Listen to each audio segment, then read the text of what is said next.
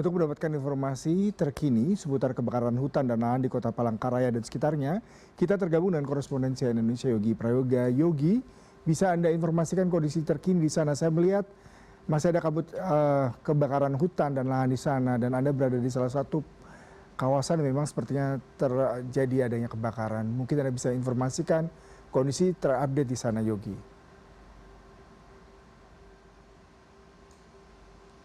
Ya, terima kasih Yuda. Memang jika kemarin sore saya sempat liputan bahwa kabut asap di Kota Palangkaraya ini sudah mulai menipis, tapi sejak kemarin malam justru terjadi banyak titik api kembali yang muncul. Salah satunya di lokasi saya berdiri saat ini, tepatnya di Jalan Cirikriwut kilometer ke-10, tepatnya di Jalan Merdeka 2, di mana di sini terdapat lahan gambus yang cukup luas sekitar 5 hektar, dan di sebelah kiri saya ini terbakar. Tadi malam itu lahan gambut ini terbakar sekitar pukul 7 malam, kemudian berhasil dipadamkan pada pukul 9 malam. Namun tadi pagi warga kembali menginformasikan kepada pihak BPBD bahwa kebakaran terjadi di lokasi ini. Tim BPBD sendiri sudah mulai melakukan pemadaman.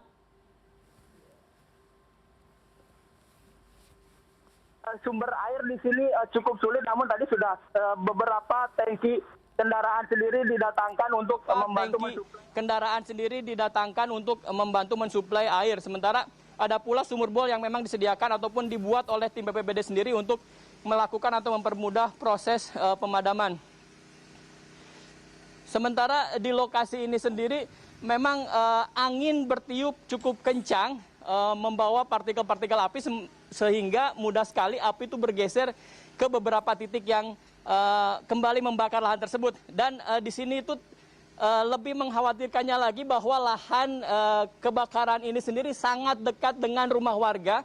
Bisa dilihat sebelah kanan saya ini adalah deretan rumah warga yang memang tentunya sangat terdampak dengan asap yang memang cukup pekat dari sejak tadi malam hingga tadi pagi. Dan saya akan coba berbincang dengan beberapa orang warga bagaimana kondisi mereka saat ini. Dan permisi Ibu, dengan Ibu siapa? Ibu Hartini. Ibu Hartini, dan Ibu siapa? Ibu Nurhayati. Ibu Nurhayati. Ibu bisa diceritakan kemarin kebakaran di sini tuh dari mulai jam berapa, kemudian seperti apa, dan bagaimana kondisi warga? Dari jam setengah 12 sampai sekarang.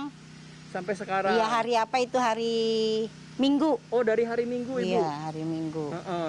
Apinya tuh kata mereka dari lintas. Dari lintas, bergeser ke bergeser ke sini oleh kena angin mungkin. Kondisi warga sendiri gimana Ibu sejauh ini Bu?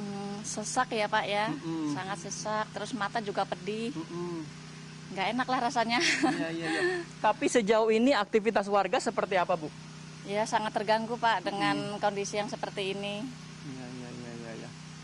Ibu bisa diceritakan, katanya Ibu yang kemarin itu melapor ke pihak BPBD karena terjadi api naik lagi, api muncul lagi, itu seperti apa Bu? Bisa diceritakan kronologisnya?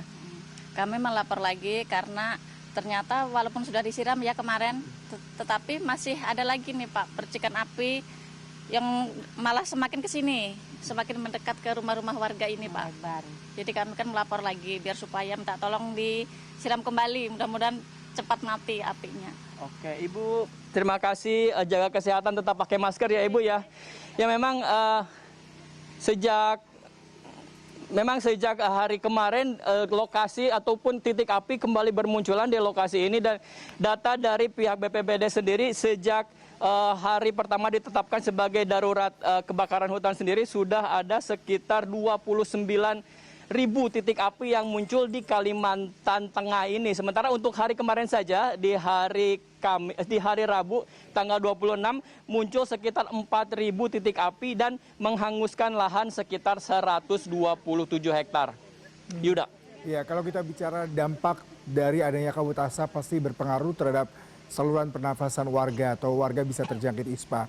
Sejauh ini adakah langkah dari Dinas Kesehatan Kota Palangkaraya dan sekitarnya untuk memberikan selain masker mungkin melakukan check up kondisi warga yang terpapar asap, Yogi? Sejauh ini bagaimana kondisi di sana? Ya, sejauh ini terutama dari pihak Dinas Pendidikan Kota Palangkaraya sendiri memberlakukan wajib masker terutama untuk anak-anak sekolah di mana jam untuk pelajaran pun memang dipersingkat dan diperpadat. Biasanya masuk pukul 7 pagi, sekarang mereka diwajibkan untuk masuk jam 8 pagi dan tidak ada kegiatan di luar ruangan. Sementara anak-anak sendiri diwajibkan untuk memakai masker selama di sekolah ataupun selama dalam perjalanan menuju sekolah. Sementara untuk tingkat ISPA sendiri yang dialami oleh warga sejauh ini sejak awal ditetapkan sebagai darurat kebakaran hutan sendiri sudah ada sekitar 70.000 kasus ISPA yang dilaporkan ke pihak Kementerian Kesehatan. Yuda. Iya, Yogi, kalau kita bicara mengenai kabut asap di berita sebelumnya, Anda katakan memang sempat berkurang ya intensitas asapnya. Tapi kalau kita bicara pagi ini, siang ini Anda juga memberitakan kembali tebal. Bisa ada informasikan sebenarnya ada jam periode waktu tertentu tidak kabut asap itu kembali membakar dan mengakibatkan ketebalan dan cukup mengganggu pernafasan, mungkin pagi, siang, seperti apa secara deskripsi yang bisa Anda ceritakan?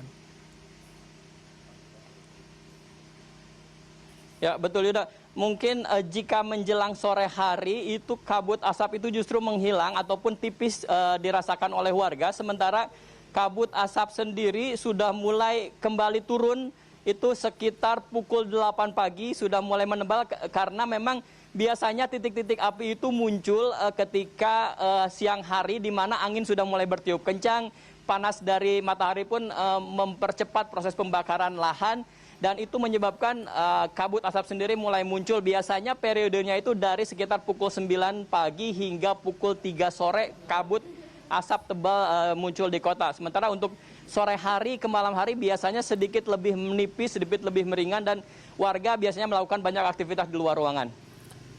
Baik, Yuda. Yogi, terima kasih. Tetap jaga kesehatan, kenakan masker. Untuk tim liputan CNN di sana di Kota Palangkaraya, tetap semangat dan selalu menjaga kesehatan Anda. Terima kasih untuk laporan langsung Anda. Selamat bertugas kembali.